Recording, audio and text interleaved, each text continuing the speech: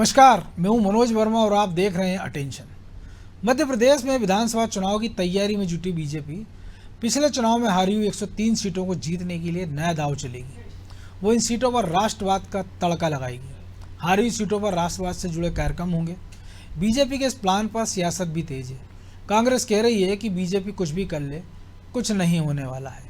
लेकिन सवाल है कि हारी हुई सीटों पर राष्ट्रवाद का मुद्दा कितना असरदार साबित हो सकता है। क्या बीजेपी के प्लान का तोड़ कांग्रेस के पास है? आज इन्हीं सवालों के जवाब तलाशेंगे, लेकिन पहले रिपोर्ट देखिए।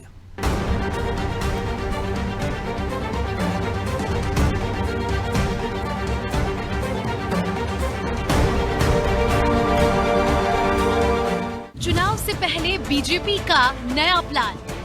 हारी हुई 103 सीटों पर दे रही ध्यान। इन सीटों पर जो आएगी राष्ट्रवाद की अलग। विधानसभा चुनाव में कितना पड़ेगा फर्क? विकास लोक लुभाने योजनाओं के बाद अब बीजेपी हारी हुई 103 सीटों को जीतने के लिए नया दांव आजमाने जा रही है, और वो है राष्ट्रवाद, जिसे उसने लोकसभा चुनाव में आजमाया। बीजेपी इन सीटों को जीतने के लिए राष्ट्रवाद की अलग जगाएगी। ये वो सीटें हैं जहां बीजेपी को लंबे समय से जीत नहीं मिली या बहुत कम अंतर से वो इन सीटों पर हार गई। लेकिन अब बीजेपी ने इन्हें जीतने के लिए यहाँ पर कवि और साहित्यकारों को आमंत्रित किया है। हर सीट पर कवि सम्मेलन और राष्ट्रवाद के कार्यक्रम कराए जाएंगे। माना जा रहा है कि एनजीओ फ्रंट पर रहेंगे, लेकिन बीजेपी पर्दे के पीछे रहेगी। कार्यक्रमों में अयोध्या, राम मंदिर निर्माण, ट्रिपल तलाक, धारा 370, देशभक्ति, राष्ट्रवाद जैसे मुद्दों को उठाए जाएंगे। हालांकि इन कार्यक्रमों को बीजेपी किसी नजरिए से देख रही है, वो भी जान लीजिए। कि हम तो 103 नहीं 230 सीटों पर राष्ट्रवाद के सहारे, हम तो पूरे देश भर में राष्ट्रवाद के सहारे। हमारा तो मुख्य एजेंडा ही राष्ट्रवाद है। देश हित है, समाज हित है।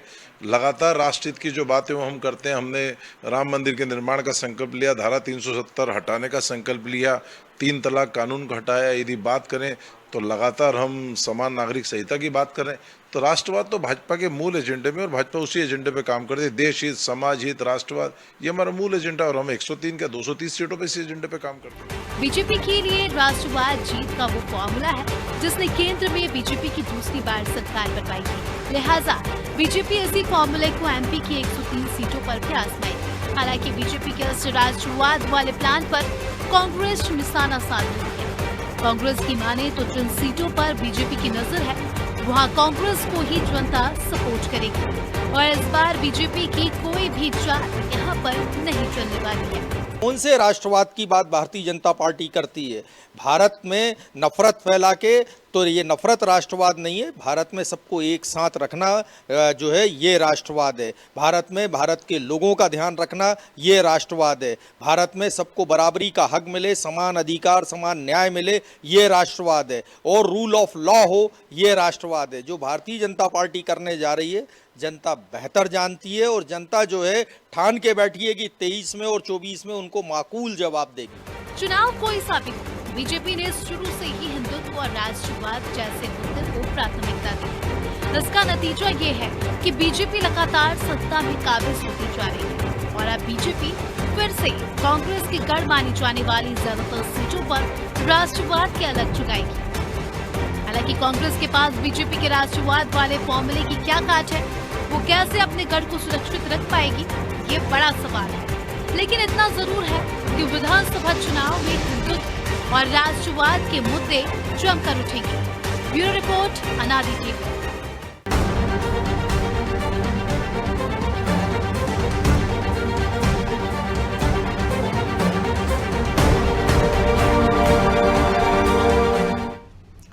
तो इसी मुद्दे पर चर्चा करने के लिए हमारे साथ जुड़ गए वरिष्ठ पत्रकार दिनेश गुप्ता और हमारे सहयोगी ब्रजेश चौक से। बहुत स्वागत है दिनेश जी आपका। और राष्ट्रवाद का तड़का पहली बार नहीं कि बीजेपी चुनाव में लगाती रही है। पिछले कई चुनावों की अगर हम बात करें, या जब से बीजेपी का गठन हुआ है, कि धर्म और राष्ट्रवाद ये वो दो सियासी तड़के जो बीजेपी हर चुनाव में लगाती है। लेकिन इस बार 103 सीटों पर फोकस किया जो पिछले चुनाव में वो हार गए थे। तो क्या अकेले इसके सहारे बीजेपी उन सीटों पर अपनी नैया पार लगा पाएगी, या कुछ और प्रयत्न जतन करने होंगे?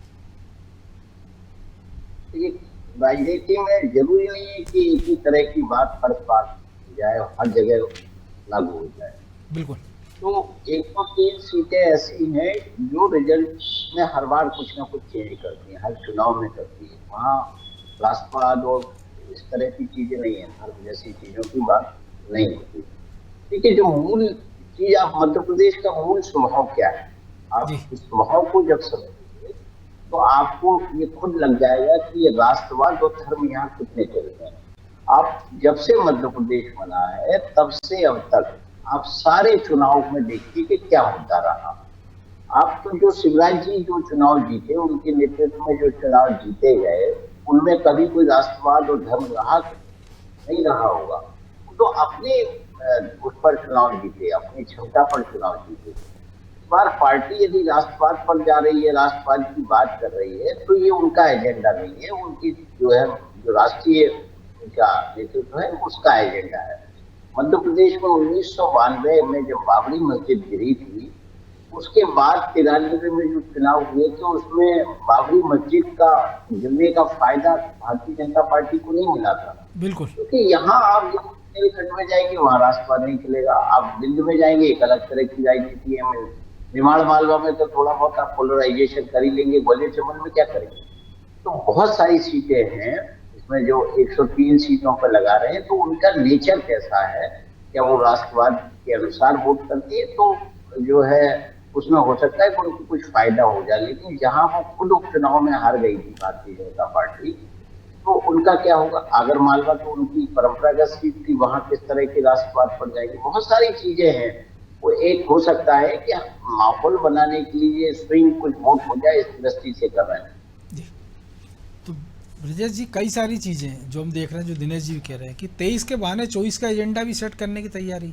क्योंकि अगर आप धारा 370 की बात करेंगे, अगर आप राम मंदिर की बात करेंगे, और अभी जो खबरें आ रही कि पहले जो जनवरी में कार्यक्रम होना था वो संभवतः फरवरी के दूसरा सप्ताह तक बढ़ेगा, तो ये वो समय होगा जब लोकसभा की ज़्यादा वक्त बचेगा नहीं है।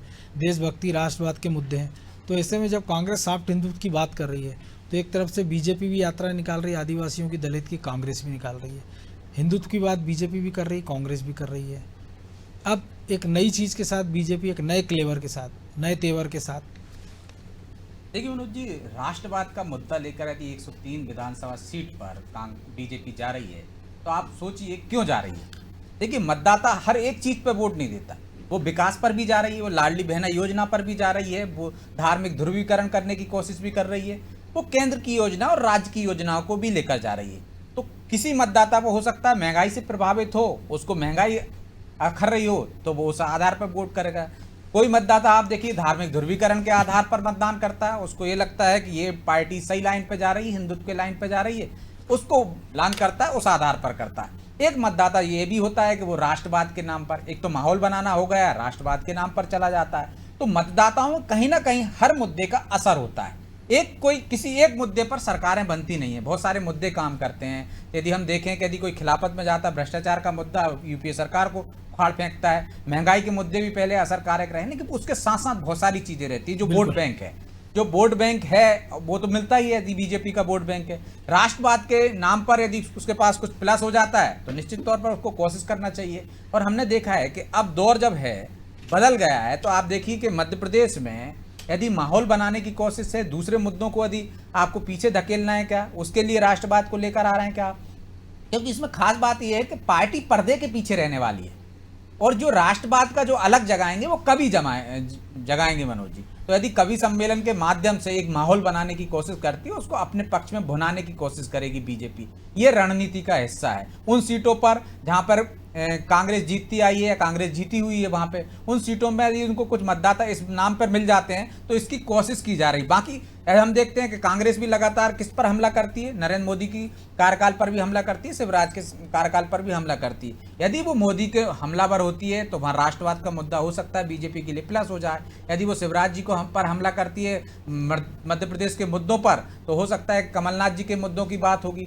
तो वैसे स्थानीय स्तर पर हम देख रहे हैं कि आज की तारीख में जिस तरह से जो परिणाम आए, लगातार हम पिछले कुछ बात करें तो आप देखिए कि मध्य प्रदेश के चुनाव हों, मतलब राज्य के चुनाव हों या लोकसभा के चुनाव हों, दोनों में मतदाताओं ने अपने विवेक का अच्छी तरीके से इस्तेमाल किया है। उसने राष्ट्र में किसको होना चाहिए, मध्य प्रदेश में राज्य में किसको होना चाहिए, और हमने तो यहाँ तक देखा है नगरीय निकाय में किसको होना चाहिए। तो आप दिल्ली एक देखिए, बहुत बड़ा उदाहरण है इसका। हाँ, बहुत बड़ा उदाहरण है। तो आप देखिए कि मतदाता बड़ा जागरूक हो गया। आप मुद्दे लाते हैं लोगों को प्रभावित करने के लिए, लेकिन उसके विवेक पर वो निर्णय करता है कि राज्य में किसको चुनना है, उसको केंद्र में किसको चुनना है। हमने पिछले 2018 में देखा है कि पहले कांग्रेस की सरकार बना देते हैं, छत्तीसगढ़ में, मध्य प्रदेश में, राजस्थान में, लेकिन आप देखिए इसके बाद ही चुनाव होते हैं, कुछ महीनों बाद ही, और वहां पे सुपड़ा साफ हो जाता है कांग्रेस का। तो मतदाता ने सीधे तौर पर कह दिया ना कि आपको केंद्र में किसको पसंद कर रहे हैं, आप राज्य में किसको पसंद कर रहे हैं। तो मुझे नहीं लगता है कि यदि राष्ट्रवाद के मुद्दे पर जाएंगे तो मध्य प्रदेश में कोई ज़्यादा फायदा होगा। हाँ, थोड़ा बहुत फायदा हो सकता है, ये दिनेश जी सही कह रहे हैं। मध्य प्रदेश के जो मुद्दे हैं उसमें राष्ट्रवाद एक थोड़ा सा एक माहौल बना सकता है, या हो सकता है थोड़ा सा प्लस कर सकता है, लेकिन सिर्फ राष्ट्रवाद के अकेले के दम पर आप 103 विधानसभा सीट नहीं जीत सकते। वहाँ और भी मुद्दे प्रभावी होंगे। बिल्कुल। तो दिनेश जी, इस बात पे भी पार्टी को गौर करना होगा कि जो पार्टी अपना इतना बड़ा संगठन, इतना बड़ा जो उसका कार्यकर्ताओं की फौज है, नेताओं की लंबी फहरिस्त, तो उसको झोंकने के बाद अगर हार रही है तो वहाँ पर अगर कवि साहित्यकार क्या उसके लिए कर पाएंगे? नहीं, देखिए, कभी साहित्यकार तो आप तो जो है आपके मनोरंजन के लिए होते हैं। जैसे ये देख रहे हो ना, लोक गायिका हैं जो आपका मनोरंजन ही कर रहे हैं ना। इलेक्शन में आपको बोरिंग ना लगे, आपको कुछ नहीं लगे, थोड़ा सा हल्के फुल्के रहे। या हम देखते हैं कि जब कोई बड़ा नेता आने वाला रहता है तो वो भीड़ रोकने के लिए कोई मिमिक्री आर्टिस्ट हो, कोई कलाकार हो, उसको रोकिए कि वो भीड़ बनी रहे। इसी तरह देखिए क्या है, आप पर राष्ट्रवाद सर्जिकल स्ट्राइक में चल गया, लोगों ने उसको स्वीकार कर लिया। अब आप कहें कि सीए जो यूसीसी का मुद्दा है उसमें भी राष्ट्रवाद चल जाए, तो आपको बहुत सारे एरियाज में हो सकता है कि वो राष्ट्रवाद उस तरह का एक्सेप्ट ना करें लोग, वोटर। क्योंकि क्या है, आप हर चुनाव में, हम किसी भी राज्य में, मध्य प्रदेश नहीं, केवल इसी पे चर्चा सुन रहे हैं ना, तो अब लोगों को तो क्या कान पक गए इस तरह की बातें सुनते सुनते। अब लोग तो जो है 140 किलो का जो रुपए किलो का जो टमाटर है ना, वो भी लोगों के दिल पर अब बोझ बन गया। तो वो मुद्दे भी तो है ना, उनको आप राष्ट्रवाद से कौन जग देंगे? राष्ट्रवाद से पेट नहीं भरता ना। राष्ट्रवाद से ये होता है कि आप अपनी लॉयल्टी के साथ कोई काम कर सकते हैं, आप ये हो सकता है। लेकिन राष्ट्रवाद का तात्पर्य ये बिल्कुल नहीं है जैसा कि आप ये कहते हैं कि वोटों का पोलराइजेशन करो, डिवीजन करो, आप एक समुदाय को गाली दो। राष्ट्रवाद का मीनिंग क्या है? हर आदमी का अपना राष्ट्रवाद है। हम राष्ट्र के लिए काम कर रहे हैं, सबको साथ लेके कर रहे हैं। एक राष्ट्रवाद की बात राहुल गांधी भी करते हैं कि मोहब्बत की बात करते हो। तो बहुत सारे तरीके हैं राष्ट्रवाद के। तो जो राष्ट्रवाद भारतीय जनता पार्टी सोच रही है वो एक लव जिहाद का राष्ट्रवाद भी उसमें शामिल होता है। उसमें आप जो जिस तरह का दूसरे तरह की घटनाएं हैं इसी तरह की, वो हम देखते हैं कि उज्जैन में जब उज्जैन की घटना के बाद बुलडोजर चल जाता तो उसको भी उससे जोड़ सकते हैं हम, धार्मिक उससे कुछ भी जोड़ सकते हैं। लेकिन आप देखिए जो चीजें ये अचानक 20 साल से भारतीय जनता पार्टी की सरकार है, ये अपने सरकार के फेल्यूर की तरफ भी तो देखें कि उनका ये फेल्यूर है, उसको क्यों नहीं देखते? आप अपनी गलती को राष्ट्रवाद से जोड़ना, ये कौन सा राष्ट्रवाद है? ये भी तो वोटर समझता है ना। यदि आप सोचिए सालों से महाकाल की सवारी निकल रही है और उस सवारी को कभी कुछ नहीं हुआ, अब ये अचानक क्या हुआ? तो ये कहीं ना कहीं आपका फेल्यूर है, इंटेलिजेंस का फेल्यूर है। यदि कोई ये साजिश भी थी तो आपको उसको क्रैक करना था, इंटेलिजेंस को क्रैक करना चाहिए था कि प्रदेश का कोई माहौल खराब करना चाहता था। आपने मकान तोड़ दिया, क्योंकि साजिश का जो साजिश करने वाला है वो तो सामने नहीं आया। इतने छापे पड़ रहे हैं, एनआईए छापा मार रही है, जगह जगह छापे जो है हो रहे हैं, लोग पकड़े जा रहे हैं। तो आपको उतना सतर्क रहने की आवश्यकता है। लेकिन यहाँ क्या हो रहा है कि प्रशासनिक जो फेल्यूर है, जो सिस्टम का फेल्यूर है, उसको राष्ट्रवाद का नाम दिया जा रहा है। वो मुझे लगता है कि वो यहाँ चुनाव में काम नहीं कर। तो वो तो अधिकारियों के लिए भी मुफीद है कि जो उनकी, आप जो कह रहे हो, उनकी नाकामियां ढक जाती हैं, उनसे कोई सवाल पूछने वाला नहीं होता, क्योंकि जहाँ जवाबदेही की बात है विधानसभा की, वो चलती नहीं है। 2-4 घंटे के सेशन होते ख़त्म हो जाते हैं, और जो बाहर जो एक्शन होना था, जो फेल्यूर पर बात होना थी, उस पर होती नहीं है। तो सबसे मजे में तो कह सकते हैं प्रदेश के अधिकारी या ब्यूरोक्रेसी है। बिल्कुल ठीक कहा आपने मनोज जी। मजे में तो वही है ब्यूरोक्रेसी। मजे में आप किसी भी चीज पर देख लीजिए, कोई भी घटना होती है तो ब्यूरोक्रेटी जो है उसमें चुपचाप बैठे रहते हैं। जो उनके पार्टी के प्रवक्तागण है ना, वो तलवार लेके मैदान में कूद उठते हैं। सरकार की तरफ से कोई नहीं बोलता ये क्या हो रहा है। कोई पूछ रहा है कि आपका फेल्यूर क्या था, आपको पता था कि यहाँ से गुजरती है। इंटेलिजेंस, जब माहौल आपका ऐसा दिख रहा है तो इंटेलिजेंस वाले काम कर रहे होते हैं ना। और फिर एक आदमी को आपने पकड़ लिया, इतना मतलब आप उसके बाद उससे पूछताछ करें, उससे पूछे कि भाई ये तेरे को इतने सालों से यहाँ रह रहे हो, अचानक कि तेरे को क्या सूझी कि भाई आप इसके ऊपर ऐसा करने लगो। तो बहुत सारी चीजें हैं जिसमें हम चूक रहे हैं और राष्ट्रवाद का नाम दे रहे हैं। ब्रिजेश जी, राष्ट्रवाद का नाम है तो बीजेपी के लिए शायद मुफीद भी है, क्योंकि जो परिस्थितियां हैं कि आपको दलितों के लिए अलग रणनीति बनाना पड़ रही है, आदिवासियों पर अलग फोकस है, ओबीसी पे अलग फोकस है, तो ऐसे में हिंदुत्व और राष्ट्रवाद वो ऐसे दो बड़े मुद्दे हैं जिनके नीचे सारे लोग एक साथ आके वोटिंग कर सकते हैं, जो बीजेपी के लिए शायद अच्छा हो, इसीलिए उसको आगे बढ़ाने का प्रयास हो रहा है। हालांकि करते पहले भी रहे हैं, लेकिन इस बार ज़्यादा फोकस उन सीटों पर कि जो सीटें जीती हुई उन पर तो अलग रणनीति है ही, जो हारी हुई उस पर करना है, क्योंकि कांग्रेस भी कमोवेश वैसी रणनीति उन 66 सीटों पर बना रही है जो पिछले 3, 4, 5, 6 चुनाव से लगातार हार रही है। दिग्विजय सिंह ने अपनी रिपोर्ट सौंप दी है। देखिए मनोज जी, यदि राष्ट्रवाद पर बीजेपी जा रही है तो उन सीटों पर इसलिए जा रही है कि वहाँ पर उसको लग रहा है कि इससे प्लस हो जाएंगे, क्योंकि उसके जो कमियां हैं वो कमियां राष्ट्रवाद में, धार्मिक ध्रुवीकरण में वो ढक दी जाती हैं।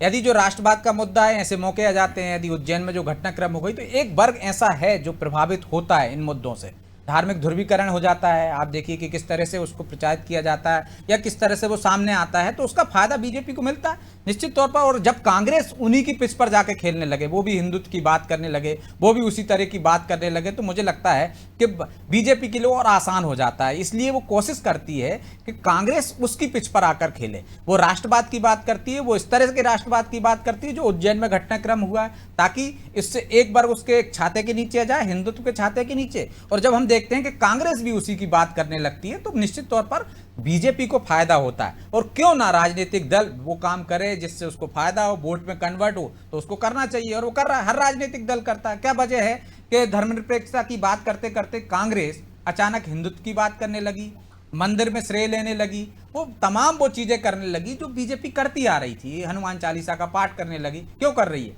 उसको भी तो वोट दिख रहा है ना, उसमें वोट बैंक दिख रहा है कि जो एक वोट बैंक इस हिंदुत्व के छाते के नीचे बीजेपी के पास चला गया, उसमें से कुछ खिसक के हमारे पास आ जाए। जो सॉफ्ट रहता है वो ये सोचता है कि नहीं, संविधान की बात भी होना चाहिए, धर्म की बात भी होना चाहिए, तो वो कांग्रेस चाहती है कि उस वोट बैंक जो इकट्ठा हो गया उधर चला गया, वो धर्म के नाम पर चला गया, वो वापस आ जाए उसको, तो वो प्लस हो जाए।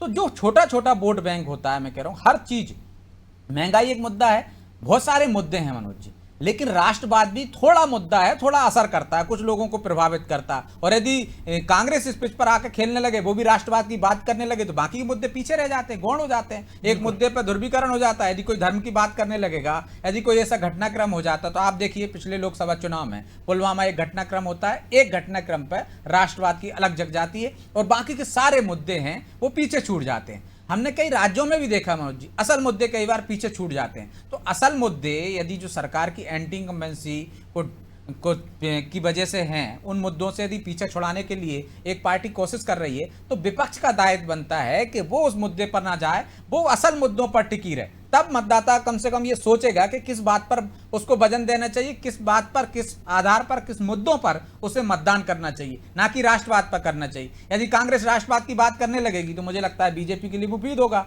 और बीजेपी कोशिश ही वही करती है कि वो जो बात कर रही है उसी की जाके, उसी पर आके, उसी को लेकर कांग्रेस भी बात करने लगे, ताकि उसके लिए मुफीद हो जाए। तो बिल्कुल बीजेपी तो चाहेगी दिनेश जी कि कांग्रेस उसकी पिच पर आ जाए, जब बाकी मुद्दों पर आ रही है तो इस मुद्दे पर भी आ जाए। और जो एक नैरेटिव गढ़ा जा रहा है बेंगलोर बैठक के बाद कि एनडीए बनाम इंडिया, कि भारत से मुकाबला कैसे करोगे, तो शायद उसी पिच पे वो भी आगे बढ़ते नजर आ रहे हैं। नहीं, वो तो है। आपको कहीं ना कहीं ये जो इंडिया नाम देने का या उसको गढ़ने का काम ही यही है कि भाई आप हर कुछ इंडिया इंडिया राष्ट्र की बात करते हैं, इसलिए आप उस तरह की बात है। लेकिन आप नाम कुछ भी रख रहे हैं, और वैसे भी जो सरकार जिस पार्टी की होती है वो पिच तैयार करता है, वो विपक्ष कोई पिच तैयार नहीं करता। विपक्ष का मुद्दा होता है जो उस पर वो उछालता रहता है। मुद्दे को सत्ता पक्ष कैसे प्ले करती है उस पर डिपेंड करता है। 2014 में कांग्रेस के पास अपॉर्चुनिटी थी कि वो अपना पिच तैयार कर लेते, लेकिन डॉक्टर मनमोहन सिंह को पूरी कांग्रेस ने अकेला छोड़ दिया था, तो वो क्या करते।